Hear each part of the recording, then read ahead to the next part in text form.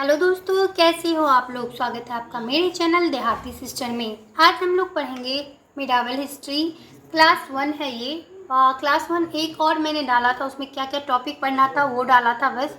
तो क्लास 1 आज से स्टार्ट हो रहा है। मिडावल हिस्ट्री यानी मध्यकालीन भारत इंग्लिश में बोलते हैं, और इसका प्रारंभ 7वीं शताब्दी से हुआ है और अंत 1707 में औरंगजेब की मृत्यु तक ये चलेगा।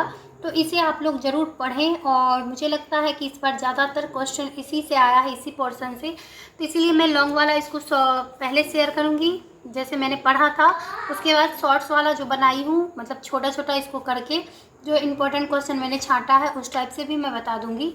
तो चलिए क्लास में डिटेल से बनिए, क्योंकि इससे पूछा है तो मे भी अगले बार भी इससे पूछ ले। तो इससे पहले अगर चैनल पे नए हैं तो प्लीज़ चैनल को सब्सक्राइब कर ले, बेल आइकन को ज़रूर प्रेस करें और प्लेलिस्ट ज़रूर देखें। बहुत सारे लोग वीडियो देखते हैं और लिखते हैं प्लेलिस्ट बना दीजिए, तो प्लेलिस्ट पहले दिन ही मैंने बना दिया है, तो ज़रूर देखें आप लोग। चैनल पे नए हैं तो सब्सक्राइब कर ले। चलिए आज का क्लास हम लोग शुरू करते हैं। इस्लाम का उदय। इस्लाम जो है ना, उसका उदय हुआ था 7वीं शताब्दी में। सऊदी अरब में हुआ था इस्लाम का उदय। सऊदी अरब में इस्लाम धर्म उदय होने से पहले धर्म था ईसाई, जिसे हम लोग पारसी धर्म भी कहते हैं। यानी ईसाई धर्म, इस्लाम धर्म से पहले कौन सा धर्म था? ईसाई या पारसी धर्म था, जो कि सऊदी अरब में था। हज़रत मोहम्मद साहब, ये बहुत इम्पोर्टेंट है, इस्लाम धर्म से ये संबंधित है, तो ये बहुत महत्वपूर्ण हो जाते हैं। इनका जन्म 570 ईस्वी में सऊदी अरब के मक्का शहर में हुआ था, जहाँ अभी बहुत लोग मक्का मदीना जाते हैं ना तीर्थ यात्रा करने के लिए। तो मक्का शहर में इनका जन्म हुआ था। और पिता जो थे उनका नाम था अब्दुल्ला, और चाचा जो थे अबू तालिब। देखिए ये सब बाद में मुझे मिला है तो मैंने इसमें ऐड किया है। और माता थी अमीना, पुत्री थी फातिमा, और पत्नी थी खादिजा बेगम। विधवा से विवाह इन्होंने किया था। हज़रत मोहम्मद साहब ने एक विधवा से विवाह किया था, उनका नाम था खादिजा बेगम। ये सारे नाम इम्पोर्टेंट है, इसे आप याद रखिएगा। अब देखिए हज़रत मोहम्मद साहब का अन्य नाम। उनका अन्य नाम बहुत पूछा जाता है, जैसे पैगंबर किसका नाम है, पैगंबर किसे कहा जाता है, या नबी किसे कहा जाता है, रसूल किसे कहा जाता है। तो नाम आप ज़रूर याद रखें। हज़रत मोहम्मद साहब का अन्य नाम है पैगंबर, नबी, रसूल, अल अमीन। ये सारे हज़रत मोहम्मद साहब का नाम है। ज्ञान प्राप्ति, इन्होंने ज्ञान प्राप्ति कब की? 1610 ईस्वी में हीरा नामक गुफा में इन्हें ज्ञान की प्राप्ति हुई। इस्लाम धर्म का प्रवर्तक हज़रत मोहम्मद साहब को ही कहा जाता है। इस्लाम धर्म की जो स्थापना की थी हज़रत मोहम्मद साहब ने की थी। अल्लाह के द्वारा एंजल यानी फरिश्ता भेजा गया, किसने कहा था? जिब्राइल ने कहा था कि ये ना जो पैगंबर साहब हैं, हज़रत मोहम्मद साहब हैं, जिन्हें पैगंबर भी बोला जाता है। तो ये पैगंबर साहब जो है ना, ये अल्लाह का भेजा हुआ एक फरिश्ता है, जो कि अल्लाह ने हम लोगों के बीच इनको भेजा है। तो ये किसने कहा था? जिब्राइल ने कहा था। तो ये कथन बन जाता है, किसने कहा था कि पैगंबर साहब अल्लाह के भेजे हुए फरिश्ते हैं? तो जिब्राइल ने कहा था। मोहम्मद साहब के पास एक कुरान पुस्तक लेकर आता है, कौन? जिब्राइल। और 622 ईस्वी में हज़रत मोहम्मद साहब से विवाद कर पारसी वर्ग के उच्च वर्गों ने इन्हें मदीना भेज दिया। जैसे मोहम्मद साहब थे ना, पैगंबर साहब, इनसे ना बहुत सारे पादरी के वर्ग के उच्च लोग जो थे ना, उन्होंने इनसे विवाद कर लिया, मतलब झगड़ा करके इनको कहाँ भेज दिया? मदीना। जैसे मक्का मदीना भेज दिया जाता था ना, लास्ट समय में बहुत लोग मक्का मदीना ही जाते थे। तो ऐसे ही पैगंबर साहब को, यानी हज़रत मोहम्मद साहब को, उनका ही नाम है पैगंबर साहब, इसीलिए मैंने पहले बता दिया। तो पैगंबर साहब को या हज़रत मोहम्मद साहब, कुछ भी आप बोले, उनको उनसे ना विवाद कर लिया गया। किसने विवाद किया था? पादरी वर्ग के उच्च लोगों ने किया था।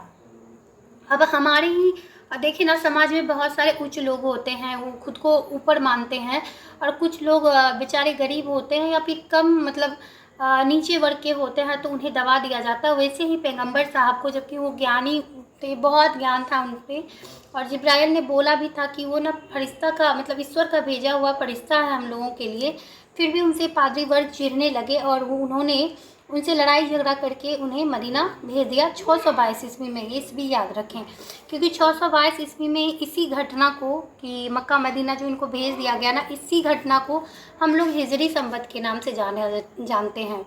हिजरी संवत इसी को कहते हैं। तो हिजरी संवत की स्थापना कब हुई थी? 622 ईस्वी में। किस घटना को हिजरी संवत की स्थापना कहा जाता है? तो पैगंबर साहब के मदीना भेजे जाने की घटना को ही हिजरी संवत कहा जाता है। मोहम्मद साहब का विचार, मतलब उनका विचार क्या था? मोहम्मद साहब जो थे, मतलब पैगंबर साहब, उनका विचार क्या था? तो इस्लाम धर्म के प्रति इनका विचार था, सच्चा मुसलमान होने की कितनी निशानियां हैं। तो यहाँ देखें, एक ट्रिक के माध्यम से मैंने लिखा है कि एक सच्चा मुसलमान जो होता है, मतलब कैसे पहचाने कि वो सच्चा मुसलमान है। तो उनकी कुछ निशानियां हैं, जैसे मैंने ट्रिक बनाया है, नर हकज आप ऐसे याद कर सकते हैं। 9 से नमाज, मतलब जो नमाज 5 प्रकार के होते हैं, नमाज कितने प्रकार के होते हैं? 5 प्रकार के, उसे जो अदा करता है, जैसे आशीर, जोहर, फाजीर, इशा, मगरिब। अब देखिए, मुझे पता नहीं है इस बारे में, लेकिन मुझे पढ़ाया गया था इसलिए मैंने बताया। कुछ अगर मिस्टेक से बोला गया हो गलत तो माफ़ करिएगा आप लोग। लेकिन नमाज 5 प्रकार के होते हैं, अगर गलत होगा तो कमेंट बॉक्स में ज़रूर बताइएगा प्रोनाउंसिएशन में। और दूसरा रो से है रोज़ा, यानी रमज़ान महीने में जो रोज़ा रखा जाता है ना, वो रोज़ा अगर जो रख रहा है तो वो सच्चा मुसलमान है। नमाज जो 5 प्रकार का नमाज है, इसको अदा कर रहा है तो वो सच्चा मुसलमान है। हज से हज, जो हज पे जाता है वो सच्चा मुसलमान है। जो कलमा करता है, कलमा गढ़ाता वो सच्चा मुसलमान है। और जो से ज़कात, कुल संपत्ति का 2.5% जो दान करता है। मतलब देखिए कितना अच्छा बात इन्होंने बोला है। एक सच्चा मुसलमान की कितनी निशानियां हैं? तो 5 निशानियां हैं। वो 5 प्रकार के नमाज भी अदा करें, ये सारे नमाज हैं, रोज़ा भी रखे, हज पे जाए, कलमा गढ़ाए और ज़कात, यानी कुल संपत्ति का 2.5% दान भी करे, मतलब गरीबों को दान दे, तो वही एक सच्चा मुसलमान है। हज़रत मोहम्मद साहब विरोधी थे। अब किसके वो विरोधी थे? मतलब हज़रत मोहम्मद साहब किस चीज़ का विरोध करते थे? तो जाति प्रथा, ये तो बहुत अच्छी बात थी कि उन्होंने जाति प्रथा का विरोध किया था। मूर्ति पूजा, यानी मूर्तियों की पूजा करना, अवतारवाद, इन तीनों चीज़ों का मोहम्मद साहब, हज़रत मोहम्मद साहब जिन्हें पैगंबर कहा जाता था, वो विरोध करते थे। हज़रत मोहम्मद साहब की मृत्यु 8 जून 632 को हुई थी, जबकि 622 में उन्हें कहाँ भेज दिया गया था? तो मदीना में भेज दिया गया था उन्हें, विरोध कर पादरी वर्ग के कुछ लोगों ने विरोध किया था। हज़रत मोहम्मद साहब की मृत्यु के बाद इस्लाम को आगे ले जाने का काम करेगा कौन? करेगा, कोई तो करेगा।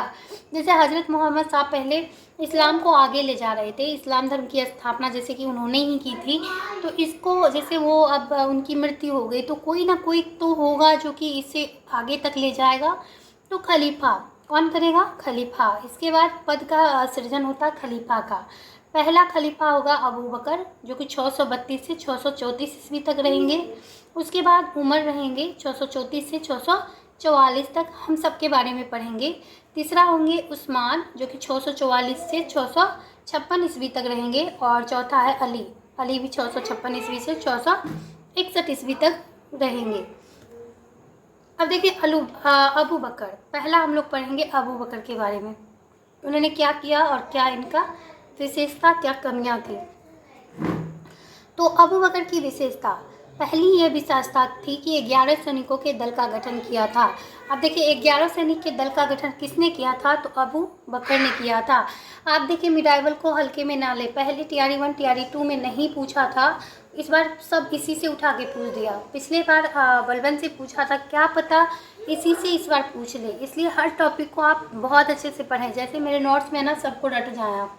उसके बाद आप कहीं भी प्रैक्टिस सेट लगाएं, कुछ भी लगाएं, आपको बहुत क्वेश्चन बहु यहाँ से मिल जाएंगे। तो अबू बकर जो थे उनकी विशेषता थी कि 11 सैनिकों के दल का गठन किसने किया था? अबू बकर ने किया था। वेंजेटाइन साम्राज्य का पर आक्रमण किसने किया था? पूर्वी पश्चिमी यूरोप पर अबू बकर ने किया था। वेंजेटाइन साम्राज्य जो होता है ना, पूर्वी पश्चिमी यूरोप को कहा जाता है, तो उस पर किसने आक्रमण किया था? तो अबू बकर ने किया था। दोनों पॉइंट इंपॉर्टेंट है। उसके बाद उमर खलीफा जो थे, इन्होंने सेनानी की उपाधि धारण की थी। जैसे ऐसे क्वेश्चन बनेगा, सेनानी की उपाधि किसने धारण की थी? तो उमर खलीफा ने धारण की थी। सीरिया पर विजय किसने की थी? तो उमर खलीफा ने की थी। ये दोनों इम्पोर्टेंट है, इसे भी आप याद रखें। उसके बाद उस्मान खलीफा आएंगे। उस्मान खलीफा 70 वर्ष की उम्र तक रहेंगे। हत्या नमाज पढ़ते समय, यानी इनकी हत्या कर दी जाती है, नमाज पढ़ते समय इनकी हत्या कर दी। हज़रत मोहम्मद साहब का ये दामाद था अली खलीफा, इसकी मृत्यु 661 ईस्वी में हो जाती है। और इसका नाती यानी हज़रत मोहम्मद साहब का नाती कौन था? हुसैन था। यानी हज़रत मोहम्मद साहब का दामाद था अली खलीफा और हज़रत मोहम्मद साहब जिन्हें पैगंबर कहा जाता उनका नाती था हुसैन। करबला का युद्ध, करबला का युद्ध 680 ईस्वी में हुआ था। हुसैन और याजिद के साथ हुआ था। हुसैन की हत्या, अब हुसैन कौन था? हज़रत मोहम्मद साहब का नाती था ना, उसके और याजिद के बीच में हुआ था करबला का युद्ध। तो इसमें किसकी विजय हुई थी? याजिद की विजय हुई थी। मक्का मदीना का वो निवासी था, कौन? याजिद। तो हुसैन था हज़रत मोहम्मद साहब का नाती और याजिद के बीच में ये लड़ाई हुई थी, जिसमें किसकी जीत हुई थी? याजिद की जीत हुई थी। तो आज का क्लास हम लोग यहीं पे ख़त्म करेंगे। उम्मीद करती हूँ आज का क्लास आपको बहुत अच्छा लगा होगा और आपको थोड़ा तो बोरिंग लगेगा 2-4 दिन क्लास, उसके बाद जब रेगुलर हो जाएगा ना 4 क्लास तक, मुझे लगता है थोड़ा सा लंबा है, डिटेल है, तो आप ऐसे ही पढ़ें, क्योंकि थोड़ा सा भी स्किप करने से क्या पता वहीं से क्वेश्चन पूछ ले। तो आप पढ़े, ऐसे ही पढ़े। मैं शॉर्ट्स वाला ही देती, लेकिन नहीं, मुझे लग रहा है कि अभी लॉन्ग मिराइवल का पढ़ना ज़रूरी है। मिराइवल से क्वेश्चन आया है तो उसे आप अच्छे से पढ़ें। चैनल पे नए हैं तो अभी भी सब्सक्राइब नहीं किए तो चैनल को सब्सक्राइब कर ले, बेल आइकन को प्रेस कर ले। नेक्स्ट वीडियो के साथ जल्द ही मैं आपके सामने आऊँगी। Thank you so much video में बने रहने के लिए।